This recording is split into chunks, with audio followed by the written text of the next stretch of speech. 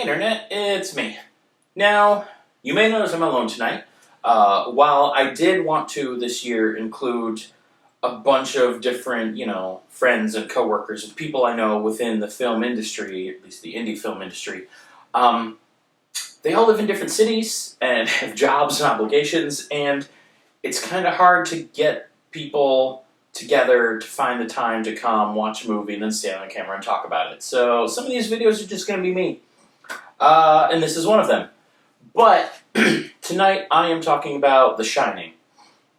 Now, I'll start off by saying this will probably be a shorter video because while there's a lot to say about The Shining, it's all been said a million times by a million people. So I don't know how much new ground I could break here. I don't know if I'm going to have just, completely new and original hot takes and, nuanced points to make. But I have to at least talk about it because A, I just watched it and that's how this review thing works, and B, it's a great movie. Again, it is a classic. Most people are familiar with it. Most people have seen it. But it's a classic for a reason. Also, I guess I should mention that while I'm saying most people have seen it, it does occur to me that at this point in time, this movie is so old that while it holds classic status, there's probably a whole generation or two that have not seen it, which is insane to me. But yeah, it's just, I won't touch on the major things that everyone's talked about to death. Like, we all know the story, we all know how it ends, we all know the controversy about whether or not, Shelley Duvall there was just, abused on set. Like, those things have all been talked about. I want to talk about some of the stuff that really stands out to me just from a more artistic direction. And I know these things have been talked about too, but they just, I don't know, they really appeal to me.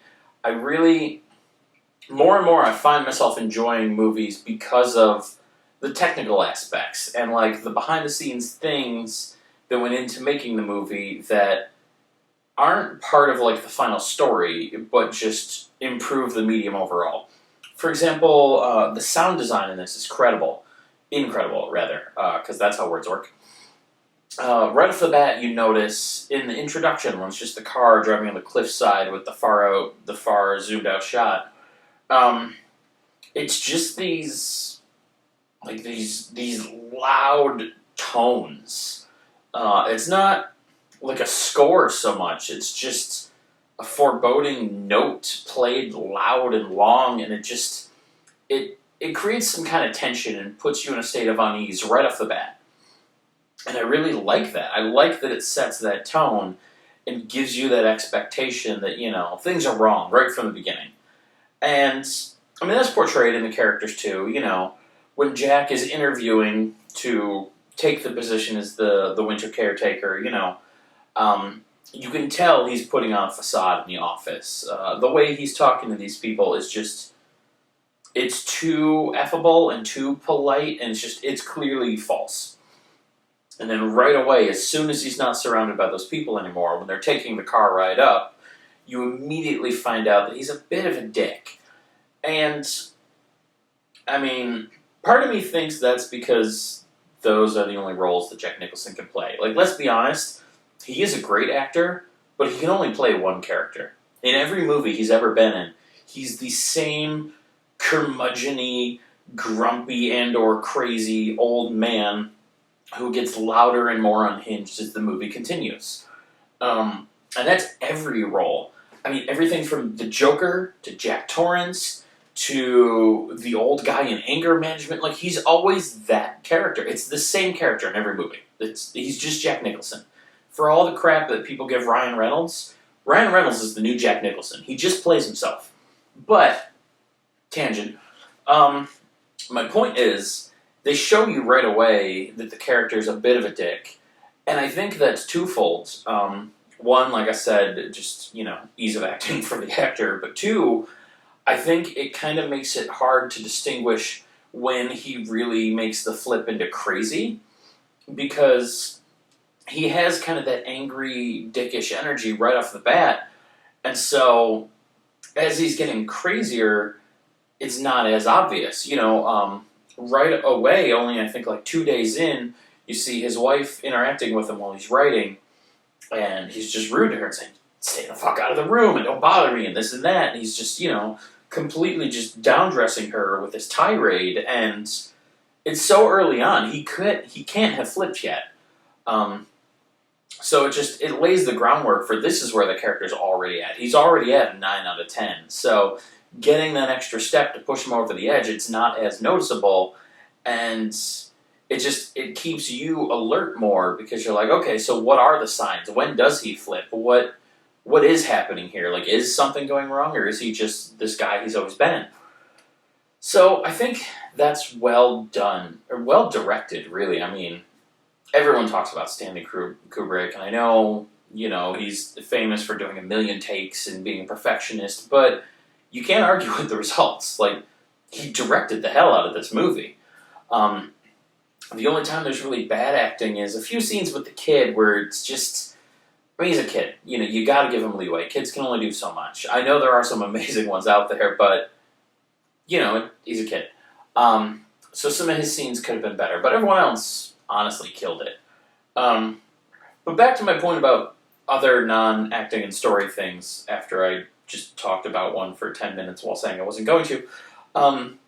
The sound design, like I said, is just great. Another moment that really stood out, and again, it's earlier on in the movie, but in one of the long, continuous shots of Danny riding his tricycle around the hotel, which, by the way, those shots, every time they do it is great. Just a long, uninterrupted shot going around corners, up and down hallways, in and out of rooms. It's just, I don't think it's a dolly because they wouldn't have had the CG to hide the tracks.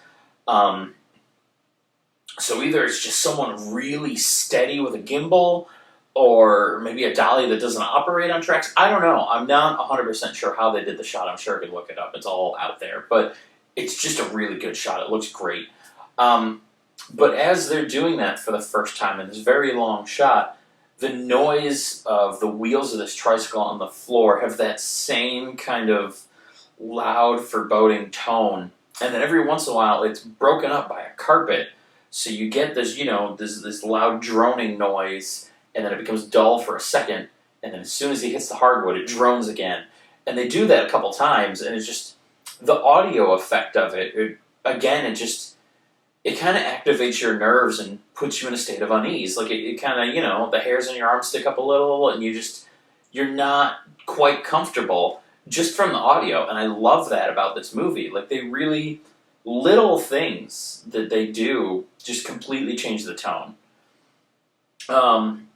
And it's not just the sound, too. Like, I mentioned the long, uninterrupted shots. Like I said, at the very beginning, when the car's driving, they have this, it's mostly like a helicopter, but it's just a very far, zoomed-out shot of the car going down the mountainside. But yeah, all the shots in here are really good, too. There's so many artistic moments. There's the blood out of the elevator, and just there's the going back and forth of the girls talking to Danny, and then cut to his vision of them dead on the floor and cut back real quick. Even, at the end, Jack coming up the stairs, just the angle and the way he's coming at the camera makes him look so much more intimidating and menacing than he already did anyway, which was quite a bit. Obviously, there's the iconic door shot, but one that sticks out to me is when Jack is inside on his own, his wife and kid, they're outside, they're playing, they're trying to enjoy themselves because he's told them to stay out of this room. So they're walking around the hedge maze, and he walks over to a table that has a model of the hedge maze, and then suddenly you get a top-down shot of the model, and you see the wife and kid running through the maze. And it's not just a quick transition, it lingers for a while, and you see them moving. And it's another one of those shots that's so well done, and it lingers for a while, and it's a masterclass in cinematography. Like, it looks incredible. And again, this is probably a helicopter shot, or maybe a tall crane. It's very stable, so if it is a helicopter, I'm very impressed with that pilot. It might be a crane shot, but either way, it's this long, steady overhead shot, and it just looks really good. Like, it looks like you're still looking at the model, but this, predates CG, so it's not like they could do two shots and superimpose an overhead of them onto the other one. They didn't have that technology when this movie came out. Everything had to be practical for the most part. So it's just, it's very impressive. All the cinematography really is super impressive. And again, I know I'm not breaking new ground by saying this. If you've looked at any review of this movie or heard anything about this movie, you already know that it's just a very highly regarded, well-liked movie that people rave about. And I just want to, I guess, add on to that pile and say they're right. It's great. Everything here is so well done, and it just, I don't know. Back when I was a kid, I used to love trying to find continuity errors in movies, or just little mistakes that clearly weren't meant to be there. I was CinemaSins before YouTube existed. Like a movie I liked a lot as a kid was Happy Gilmore. I thought was really fun. I say kid, I was a teenager at that point. It was a funny movie, but there were some glaring issues. Right at the very beginning, he shoots a hockey puck, it hits the window shatters with the two guys standing behind it, and it cuts back to him in the ice, he says, or does some sort of thing, and it cuts back to the guys. Same scene, just, cutaway shot, cut back. Now they're behind the glass again. Huge glaring issue. There's the famous Starbucks cup in Game of Thrones. Like, those are the kinds of things I always used to love finding. In this movie, I can't think of any. Like, I look out for them. I did this as a kid before I was involved in movies, and now that I've worked on films, I have a better idea of what to look out for. And I can't think of any in this movie. Like, I can't think of any glaring issues or major continuity problems or even major plot holes. Like, it just, I don't know, it's so well written and well directed and well acted. Just everything works amazingly well. Famously, Stephen King does not like it. He says this is a bad adaptation of his book. He does not enjoy this movie. He's probably the only person that doesn't like it. I don't know what else to say. It is a great movie. I'm not telling you anything you don't know.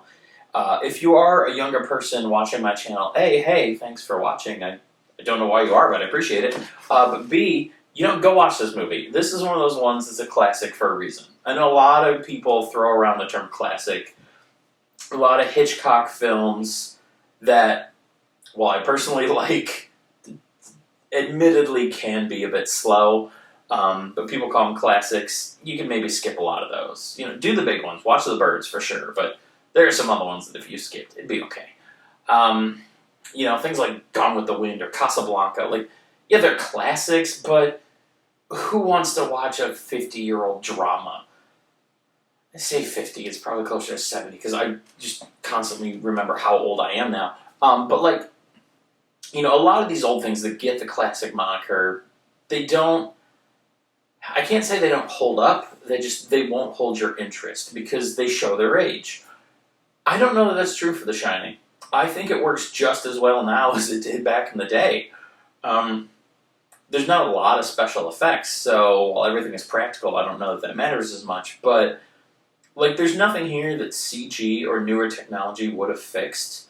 Like I said, they got these impressive shots and the long, continuous shots and all the things they did without modern tech. So if you were to shoot this again today, it's not like it would improve any of that. The sound design was amazing. Everything they did with the sound effects and the score and everything was incredible. So it's not like you need, modern Foley or sound effects or any of that to add to the audio. Everything here is just as good as it could possibly be. So, yeah, I recommend checking it out. It's clearly worthwhile. It stands the test of time. Everyone loves it for a reason. Also, if I can find the picture, I'll include it somewhere in here. I went to the Overlook, or at least the building they used for the exterior shots. So yeah, not really relevant. I just like to brag when I can.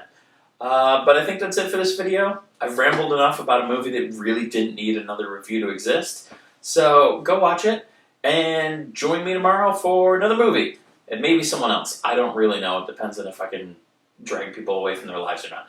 Okay, see you later. Bye.